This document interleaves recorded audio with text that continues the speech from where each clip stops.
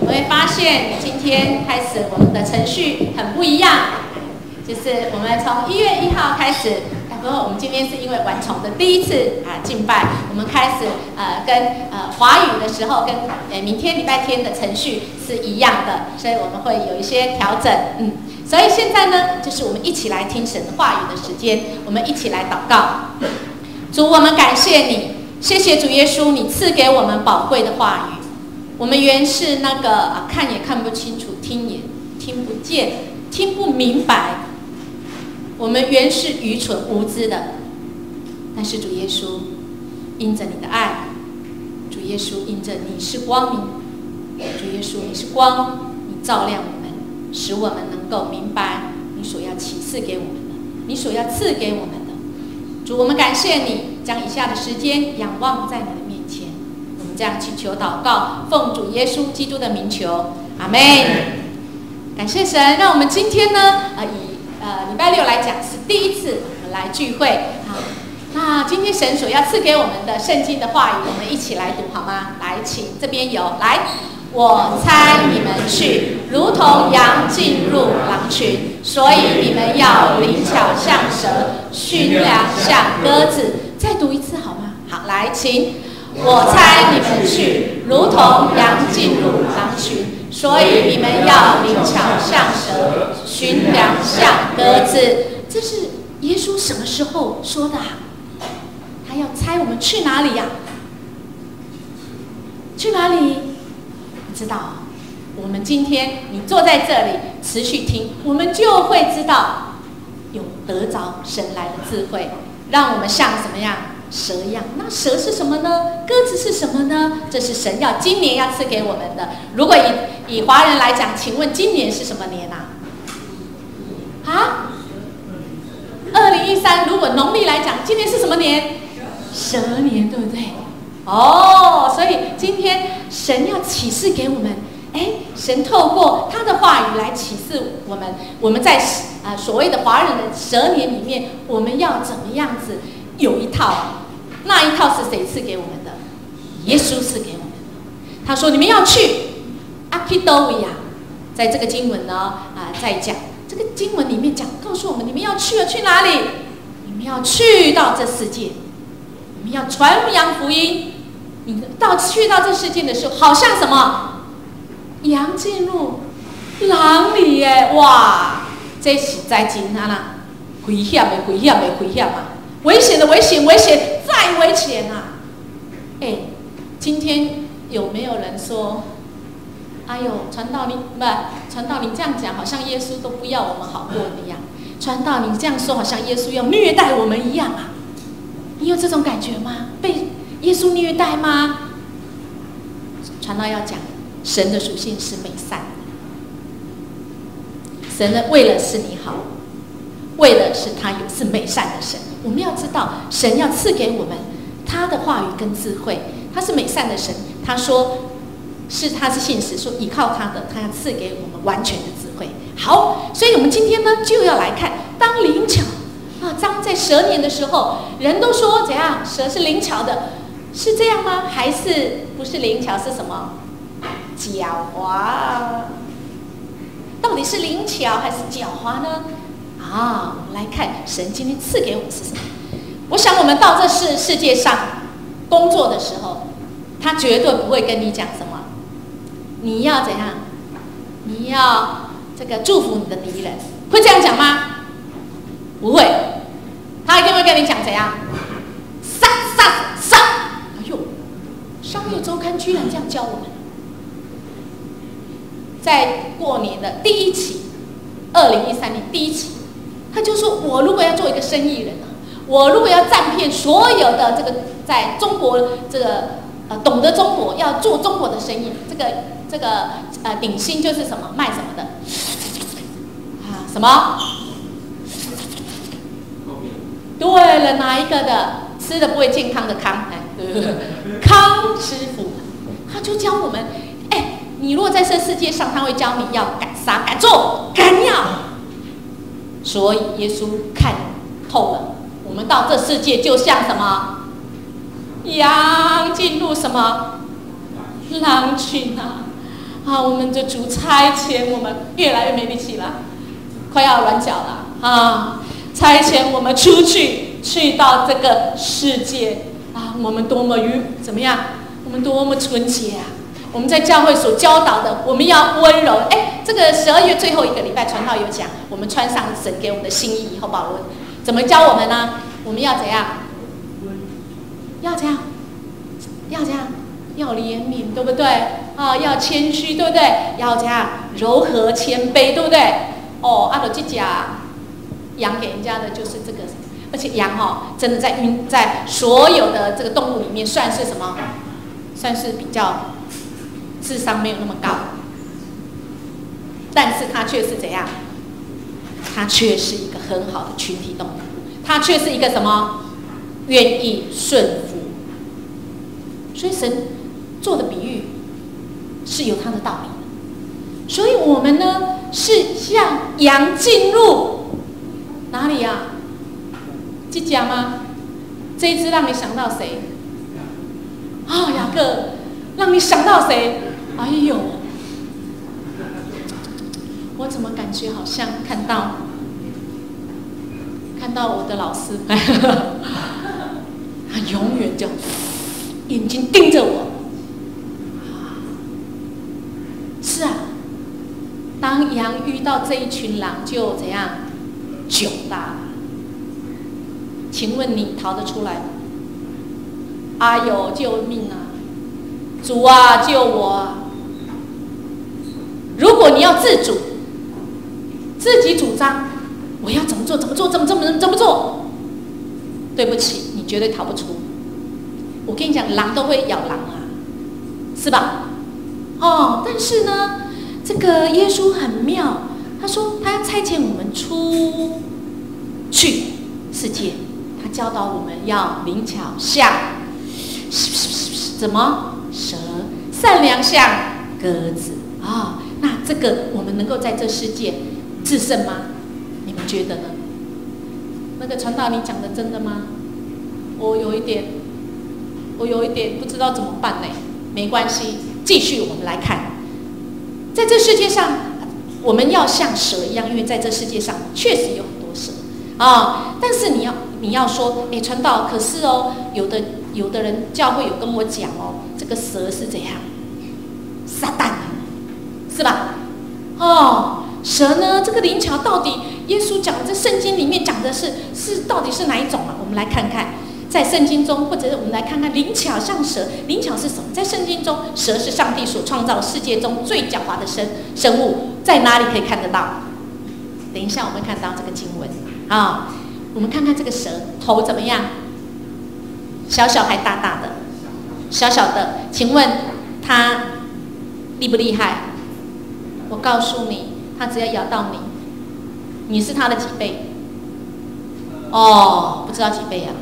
它却是可以让你倒。你们的张传道魁不魁梧啊？魁梧啊！但是他也怕这个是吧？所以我们知道蛇它其实是非常厉害的。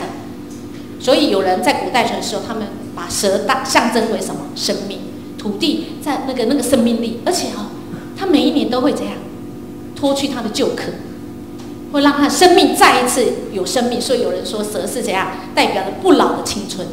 当然啦，蛇也有人说它是什么？它是魔鬼的化身啊。我们从亚当跟夏娃里面，我们就知道它是让人家所害怕。那蛇呢，还有让人家怎样？有人呢也会说，蛇也是让人家会有好奇心的。蛇是在传统的这个神话当中呢，它带来的智慧。我们可以看到我们的原住民的朋友，你有没有看过蛇的代表？所以你可能不要说抱持的说那个让我想到亚当跟夏娃，错。我们要真正今天神要教导我们，从圣经中蛇它到底的真正的意义是在圣经中蛇的意义是什么？好，那在迦南的时候呢，那个宗教里面，我们刚刚有读到巴力，对不对？好，巴力的时候，它却是象征的是繁荣丰收的这个记号。那在人跟蛇跟植物跟生物呢，这是在当时候呢，在诗人呢，他们很喜欢拿来做比喻的。那这个蛇呢，其实在古代他们呢都把它当作是聪明的动物，因为蛇有什么特性？滑行，它可以脱壳，它有毒蛇，它会咬人，它很厉害，所以蛇常常会让人家想到智慧。如果你很需要赢一个人，你很需要得着一个东西，你很需要致命的那一刻，那你会想到什么？蛇致命的药，所以蛇有它的这个影响力。那我们在埃及石斋里面，你们记得吗？石斋里面有没有摩西怎么样？他的墓葬，他说他到谁的面前？法老面前，说你不相信吗？我是耶和华神来叫我的，所以我拿我墓葬怎样一丢变什么？蛇啦！哇，这个法老怎样？吓死吗？在当时候的宗教文化里面，法老吗？是不是上？是不是也能怎样？墓葬拿来，也是蛇。结果是怎样？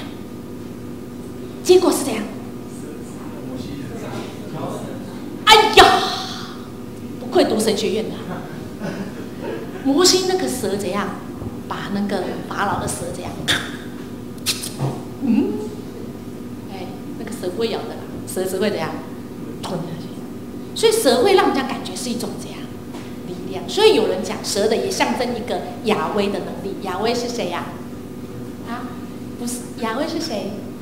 绝对不是你同学不是小薇。亚威是谁？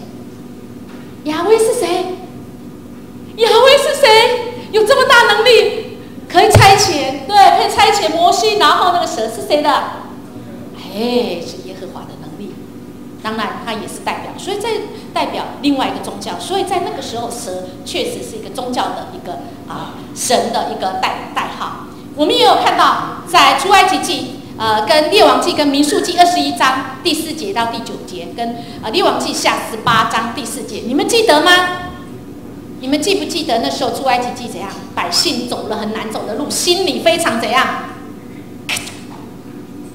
烦闷，然后就开始埋怨：你为什么把我们从埃及领来这里？你就是不要看我们好死，你就是要让我们死在旷野，是不是啊？你说了，也没有水，也没有食物什么，你就是要把我们害死他们的埋怨怎样？耶和华使火蛇进入百姓中间，怎样？蛇就咬他们。以色列人中死了很多，对不对？百姓呢就到摩西那边说：哎呀，求我们埋怨耶和华跟你我们有罪了，求你跟耶和华祷告拜托叫这个蛇离开我们。于是摩西为百姓来祷告，耶和华对摩西说什么？你制造一个什么火蛇？事先果然厉害，事先就是预习了都记住，挂在哪里？杆子上。凡是被咬的怎样？一望这个蛇必能活。所以我们知道蛇怎样，在圣经不同的地方有它不同的意义所以摩西呢制造一个铜蛇挂在杆上，凡是被咬的，一望这个蛇就活了。所以铜蛇它是座位在哪里？生跟死之间，象征了什么？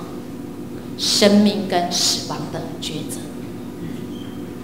在我们生命中有很多抉择你抉择生的路还是抉择死的路？如果你有按照研经释义看，在星期三的时候，研经释义讲怎样？生的路在你前面死的路也在你前面。请问你要选哪一条？你要选择走哪一个？我想，我们是属神的，神要我们怎样？单单依靠他依靠他给我们的智慧。传道不是说依靠神什么都不用做，礼拜一要考试凉什么都不用读，不对吧？明明知道危险来要下大雨了，我就是捂着我都不要看报告新闻。你们记不记得12月31我们要去同工训练，要去骑脚踏车，从士林骑到淡水，再从淡水骑回来。那一天礼拜天，风哦，那个冷到不行啊，好14度而已，对吧？糟了，要不要去？礼拜一要不要去？去，但是郑牧师说危险哦，是吧？所以神给我们将来学，将来学不是算一算，去那个传道说单单相信，信就对了啦。请问一下，这是试探吗？我好像感觉有听到试探神的声音。神要我们试探他吗？好，所以我们真的要分辨啊！圣经告诉我们，我们要分辨，好，不是就是信就对了。主啊，我要愿意听你的心意。哎，蛇，你看在这里，在不同的地方，所以我们对圣经要明白啊，好吧？不要蒙着看，只看字面上的字。字面上的字是要叫我们怎样？字面上的字是要叫我们怎样的？是的耶，哦，好不好？我们要真正了解前后文，要看一看，所以我们这样才不会被带领到死亡的路。现在假借假先知的名的人多吧？多。那个什么能啊，全能神，在中国大陆12月21，还有那个什么火的东方什么闪电，拜托你去你就被闪到。所以我们要清楚神给我们的话语啊，神让我们知道，哎，我们好好来看，好好来读。所以我们今年我们要来好好来读神的话语。我们以后好好读使徒行传跟约翰福音，寒假的时候我们一起来啊。好，所以我们继续来讲这个蛇，所以它有象征的什么医治。所以你看哦，这个被蛇咬到的人，他是不是用以毒攻毒，用毒蛇的血清来医治，是不是？好，所以神给人这个很多的这个从他那边来的智慧。如果我们的智慧是用在他要我们用的地方啊，那我们就有全备的。我们这样，所以我们要常常到神的面前听神的心意，不是自己以为以前怎样。好，因为我们都是不会是完全的。好，那所以呢，我们继续来看哦，在新约里面的蛇，你有没有想过，新约里面有哪些蛇的曾经有过的？这些施洗约翰对那个来他前面要洗礼的法利赛人跟那个撒都该人，他们称他们为什么？哎呀，我好爱你啊，好厉害，毒蛇的种类。哇，这个圣经很熟根，可以来带领我们的孩子一起啊耶稣对他们也对他的听众有类似这样子的称呼，在马太福音在那里也有在讲。所以蛇有时候被称为邪恶、暴力跟谋杀的代名词。好，那么我们继续要来看传道，不要再讲蛇了啦，我们来讲，我们要驯良像什么？驯良也有意思是什么？善良、良善的鸽子。好，在圣经中，你觉得在圣经中第一次鸽子上场是什么时候飞上来？挪亚。对了，在他淹了几天啊？哇，淹到这地上都看不见了，全部都只有什么水啊？他要看看地干了没，雨停了，但是地没有那么容易干，所以他就放了什么鸽子。所以鸽子它可以怎样？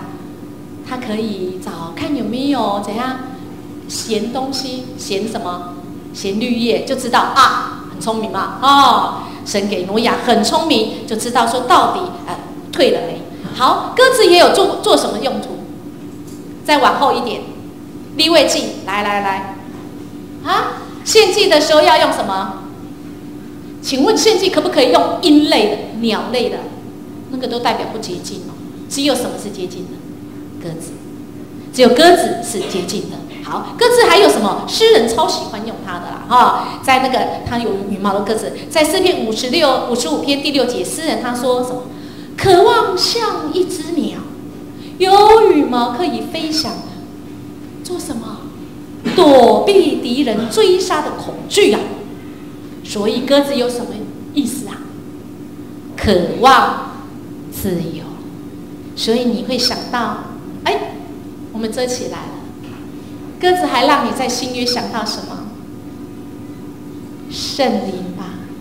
你们有没有看到十字架旁边有一只鸽子？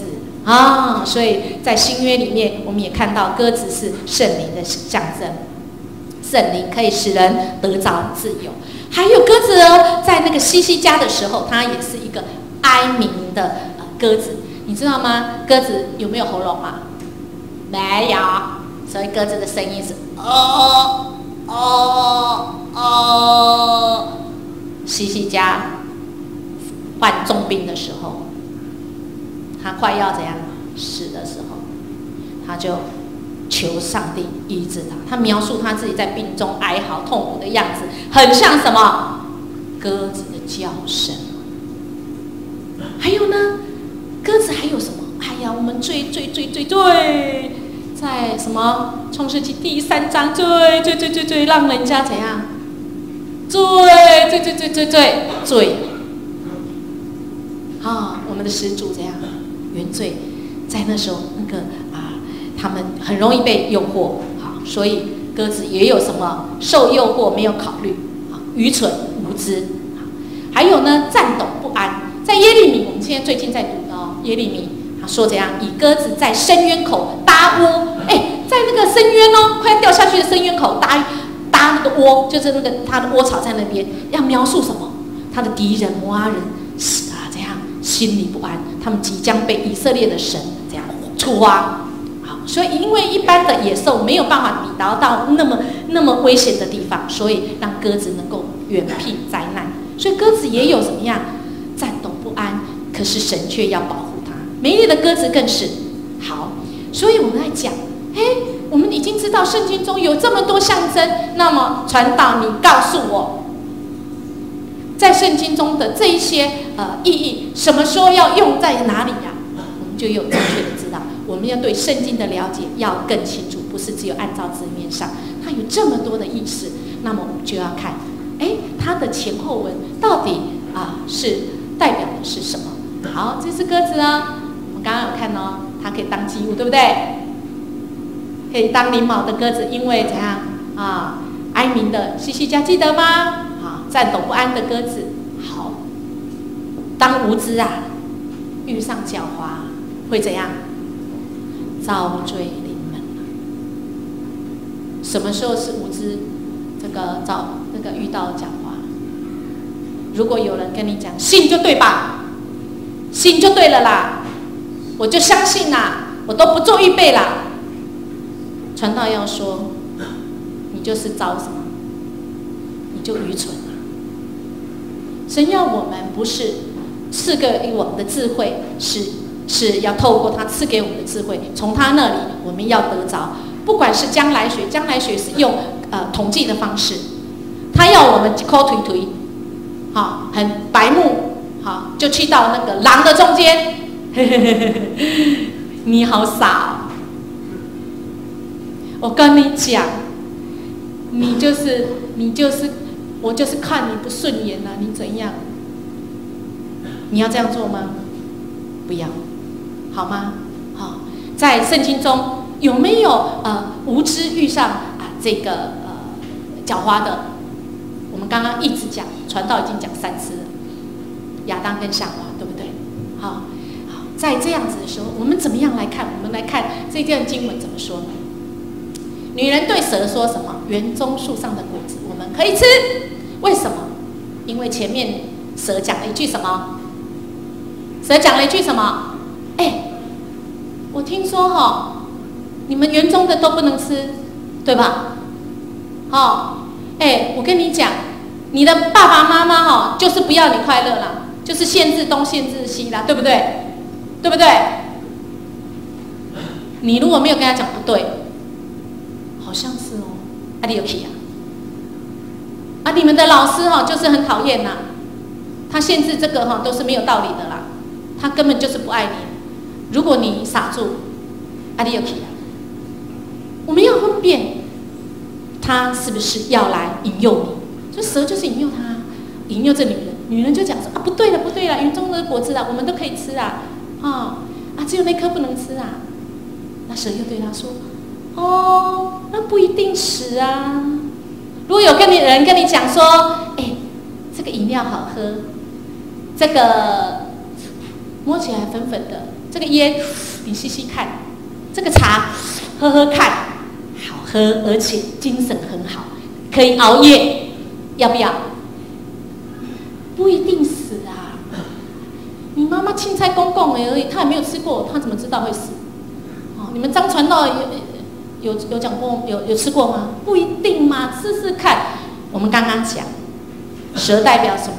好奇，好不好？好奇不一定要去撕。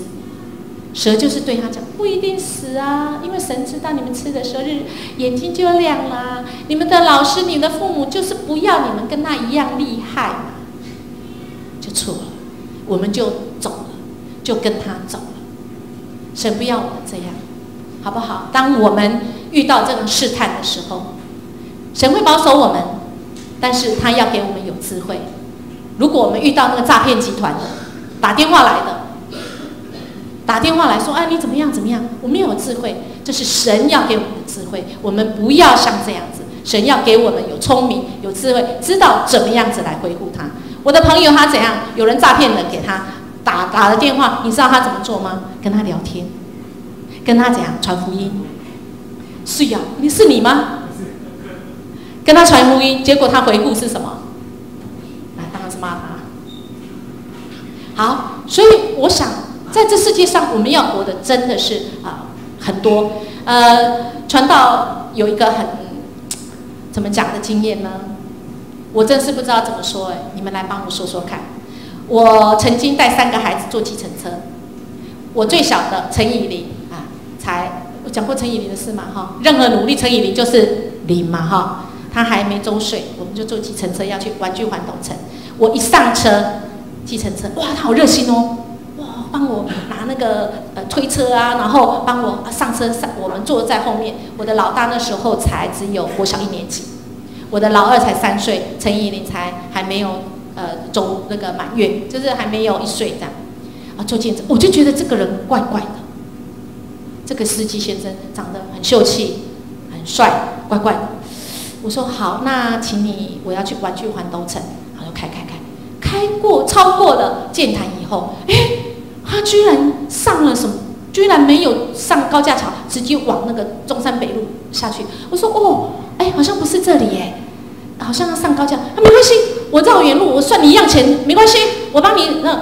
然后我心里想，他开得好，他很兴奋啊，可以说是很兴奋，讲话很急。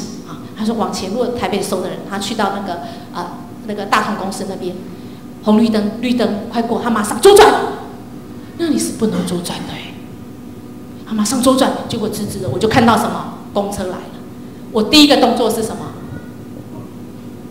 赶快把我的女儿用身体这个捂住，然后我的小孩看到情况不对，因为我们看到公车就撞了我们的我的门，坐在后面的门。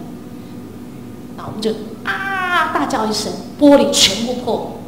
我眼看着我的女儿的头全部都是玻璃碎片，我的老二，我的老大一直哭，因为他的脸全部都是玻璃碎片，因为喷过来。我的女儿是我把脸遮住，然后我就觉得不行，我要镇定，一定要镇定，因为这个车没停，这个车没有停，再往前，而且左转以后比刚才还快，都没有红绿灯。然后我呢，我吓到已经，主啊，帮助我镇定。然后他很快又右转上高架桥要上去，我看到旁边的人的表情就知道我们有多么严重。每个人都，这车子又开好快。如果你要怎么办？羊进入这个狼的世界，我其实应该上去就应该要下车了，因为我看他不对劲，他很兴奋，可见他可能这样有嗑药。主啊，帮助我，一定镇定，车子一定要停，不停一定会发生什么第2次车祸，因为前面就看到是大大的马路，他都不停啊，他就一直开，而且越开越快。我看那时速有 freeway 啊。主啊，怎么办？我就轻轻碰了说：“司机先生，没有关系，停下来就好。”其实我那个心里多么，因为我的老大是叫到不行啊，因为他国小1年级啊。我的女儿陈以琳怎样？因为他没有受伤，他看他哥哥哭，因为他这还没1岁，怎么办？所以我想，神要给我们要有智慧，我们善良没有错。下来以后做笔录做好就好，这样简单讲。我说没有关系，年轻人，因为我觉得他吓坏了。后来他走到很远很远，快要到那个长庚医院的时候，他才在路边突然停下来。我赶快开门，那个门已经开不了了，我那个已经开所以后面的人那个外面的人帮助我们。然后他下来以后，我就说没有关系，没有关系，好，没有关系。神给我们要有智慧，你这个时候要骂他吗？好，你骂他你就完了，你就触怒他。所以神要给我们智慧。我们虽然是羊，你看起来说，我讲给很多人听啊，他们都说，音乐姐刘老师你超弱的，这个样子你还给他这种态度。请问一下，我们要做什么？什么时候该做什么事情？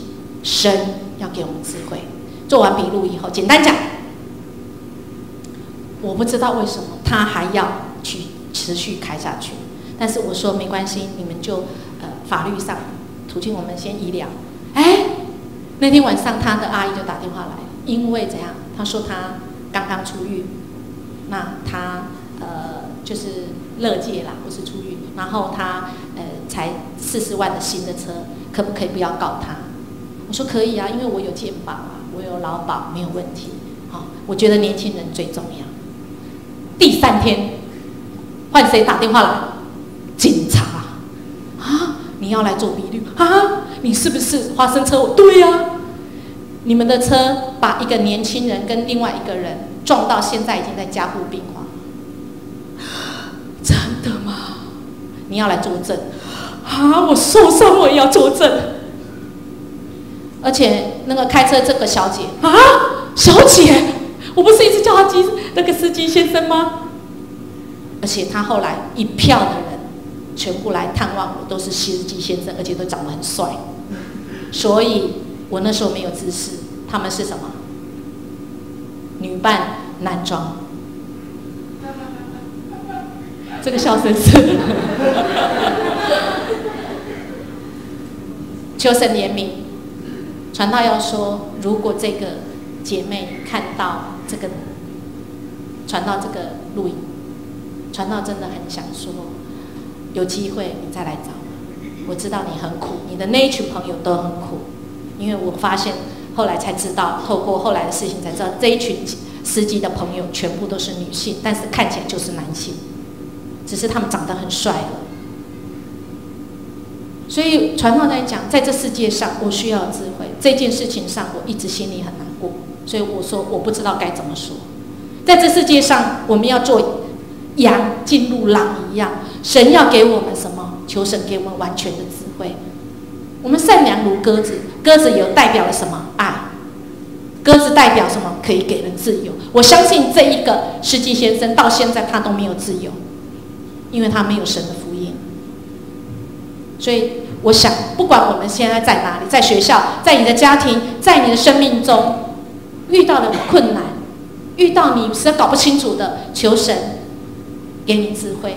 我们愿意单纯的相信主耶稣，单纯说主啊，我聆听，我愿意顺服你，我要顺服主，我不是要自主，我不是像这个女人一样，像这个亚当夏娃一样，想要自己赢过神，想要自己当神，想要自己做上帝。我想不是要这样，神的教导我们是要很清楚的知道神的话语，蛇要引诱我们，世界上很多事情要引诱我们，我们可以说什么 no 好不好？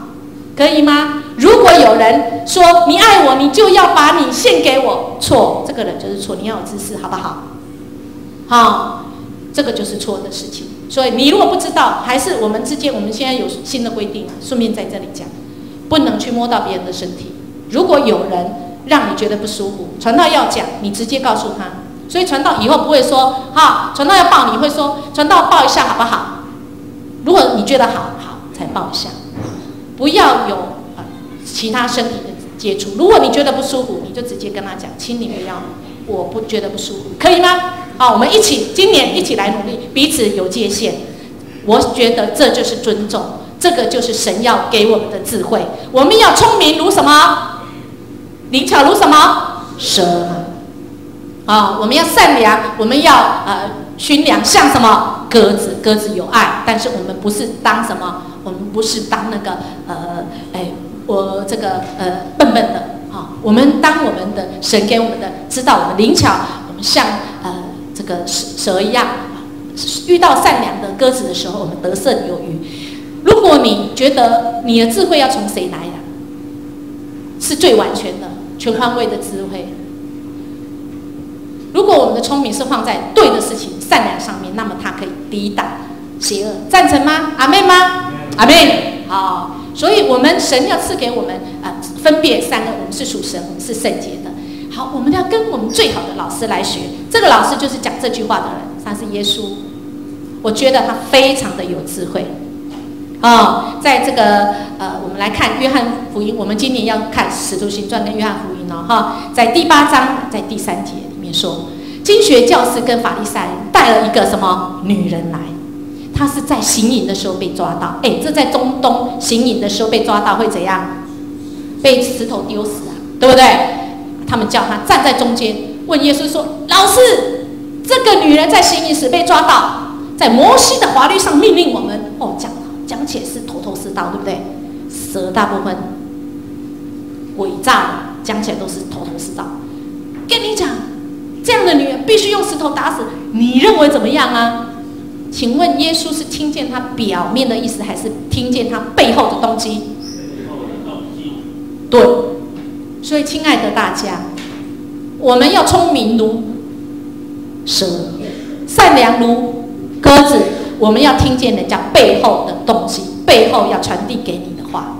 其实这个背后的话，他们是要怎样？第6节讲什么？我们来读一下，来，他们想用这话陷害耶稣，找把柄控告他。但是耶稣弯下身子，用指头在地上写字，好，请休息。这个耶稣他知道，但是他不慌不忙。这是耶稣给我们最好的示范。当你陷在那个狼群中间的时候，传道拜托你不要慌乱，你只要喊主啊，你要我说什么话？你要我现在做什么？他在地上弯腰写，然后他做了最棒的事情。他这么做，谁都奈何不了他哦。他怎么说？你们当中谁没有犯过罪的，谁就先拿石头打他。请问谁没有犯过罪？谁敢说他没有犯过罪？这招很厉害，是吧？所以耶稣就说完以后，凉凉的、淡淡的说人家说淡定嘛也没说什么，弯下弯腰再写。他没说什么，就只听见什么？1个走了，2个走了，3个走了，4个走了。如果有很多人追你的话，不是要给你追钱要钱，是要追求你了，像狼一样你怎么办？淡定好不好？淡定，主啊，你的心意是什么？我不得罪你，我要纯洁，我要圣洁。主啊，我不得罪你，跟耶稣一样，先静下来，到神的面前静下来。主啊，你要我做什么？不要随便的被人这样引诱，不要随人家起舞，好吧？这个夏娃就是随着谁起舞啊？蛇嘛，你的那个耶和华是不是说全不能吃啊？他就上钩了，不要随人家起舞，人家在生气，你也不要随他起舞；人家在高兴，你也不要随他起舞。所以耶稣这里很好的示范，然后他就站起来，他就对着那个妇人说：“他们都去哪里了？没有留下来定你的罪吗？”耶稣真的是给我们最好的示范。这个有罪的妇人说：“先生，没有。好，那我也不定你罪，去吧，别再犯罪。”你说传道啊，那个是耶稣我哪有这个智慧？你有没有看到这段经文啊？神其实会给我们在适当时候给我们智慧。请问这女人在行淫时被抓到，请问那男人在哪里啊？他没有男人，他怎么行淫啊？所以神要给我们判断、观察每一个细微。神要给我们有聪明智慧，让我们灵巧像蛇，善良像鸽子。所以就知道他要陷害他，不然怎么？男人在哪里？为什么你要陷害我？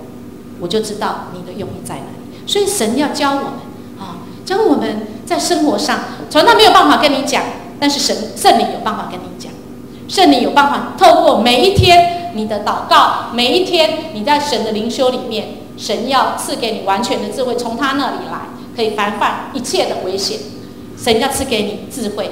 今年2013年，当经济越来越不景气的时候，就是有越来越多人是欺骗的。那么我们要求神给我们智慧，那我们要善良如鸽子，在鸽子里面也讲到纯洁，所以我们不得罪上帝，好不好？我们单纯的信靠上帝的权能。这是刚才我们在诗歌中，我们也有从诗歌中，我们神也教导我们。我们今年2013年，我们一起来约定，尤其是寒假到了，寒假最容易什么？最容易得罪神，最容易让谁来？蛇最容易被引诱。我们好不好一起努力？今天的这个传道叮咛你们有没有看？如果你们寒假想要大家一起过，你可以把你的想要，你想要怎么在教会来一起来过寒假，那么你把你的需要写给传道或给你的小组长、我们一起来安排寒假。我们可以在教会做什么？目前传道知道，我们可以一起来读圣经，早上来灵修。我们读约翰福音。今天这个耶稣这么厉害的这个处理事情的方法，就是从约翰福音来的，还有使徒行传。因为我们要去参加101的圣经会考，我们的张传道也可以带领大家。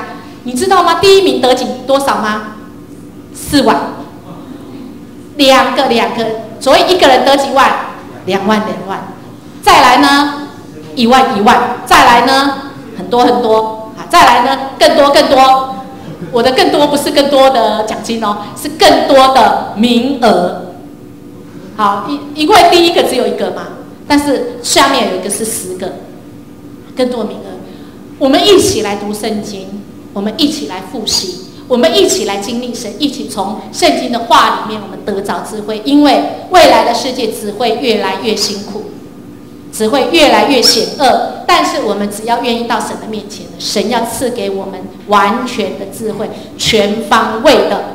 阿们。主要帮助我们所以我们在这个这个漏了你了哈。来，在我们今天的会前读经里面有一个重点，第一个，耶和华神要这个地面上所有的掌权者行事是有智慧，施行公平跟公义。我们要为我们的掌权智慧者来祷告，我们要为我们自己。在你们的学校里面，掌权智慧是谁？老师，对不对？在父母是谁？是你们的家长，好不好？也为你们在家的家长，让他们有智慧，因为他们真的生活很辛苦。在这世代，真的，你去工作看看，不是那么容易。所以我们要为他们来祷告，让他们怎样在主的爱中也因为神是爱跟公义，是公平在耶利米书一直在教导我们我们在求神给我们在行事有智慧能够有公平跟公义。传道每一次都会介绍一本书，好，今天这本书叫什么？这个是刘晓婷牧师写的，非死不可哎，你就会马上想到什么？传道，你是叫我上 Facebook 吗？你怎么知道我没有上我就非死不可了啊？他的意思是说什么？就像今天耶稣说的，我差遣你们到这世界上，就是羊入狼群中。我们成为基督徒，我们非死不可，因为有价值，这世界上价值观跟我们不一样。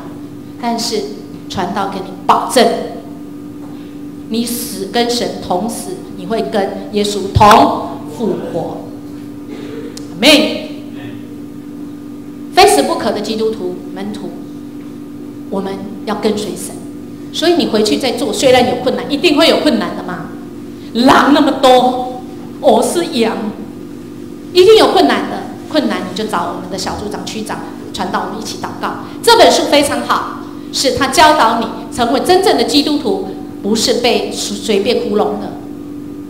成为一个真正的基督徒，神是给我们正确的，我们怎么样来读神的话语，我们怎么样子成为一个不是糊弄的基督徒。虽然我们死了，我们要复活，而且是永远都活着。阿们。所以求神啊，如果你还没有这本书，你觉得很想试看，可以来跟传道借。好，传道有。好，还有一个人也有，他如果愿意借给你的话啊，好，他在笑了哈。好，私下我们来，我们私下来，大家都回头看就知道是谁了哈。好，来，我们呢来一起来祷告。阿爸天父，我们感谢你，谢谢主耶稣，你要赐给我们聪明智慧，从你那里来的，不是从世界的。主，在这世界，许多的人靠车靠马，靠人，靠策略，甚至还有靠专家的。但是主耶稣，我们要说，主啊，我们单单仰望你，恳求圣灵，像鸽子一样的圣灵进入我们的心。主啊，让我们不得罪你。主，让我们是纯洁，是圣洁。主啊，若是我们有得罪你，求神你赦免我们，求神赦免我们。主，我们相信你的话一句都不落空，你要我们回到那个你的标准，一点都不改变。主耶稣，求神你来，圣灵，求神你来。主，我们愿意说，主啊，当我们回到这世界，虽然是进入狼群里，虽然我们是羊，主，你要赐给我们聪明智慧，让我们聪明灵巧如蛇，善良如鸽子。因为主，我们在你的手中，主，你已经掌权。谢谢主耶稣给我们这样的应许，也给我们回去的力量。主，我们感谢你，我们这样祈求祷告，奉主耶稣基督的名求，阿们。